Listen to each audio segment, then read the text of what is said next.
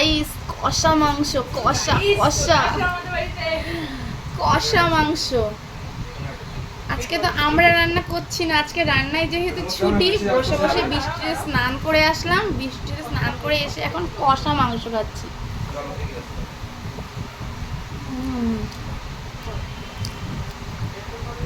দারুন দারুন।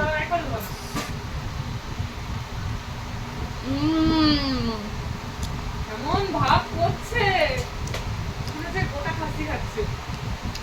একটু আগে তো ভিডিওতে দেখালামই যে আজকে কারা রান্না করছে।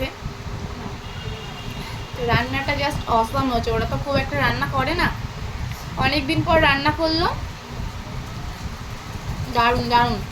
তোমরা কে কে কষা মাংস খেতে পছন্দ করো চলে আসো, অবশ্যই কমেন্ট করো। দেবো না আমরা।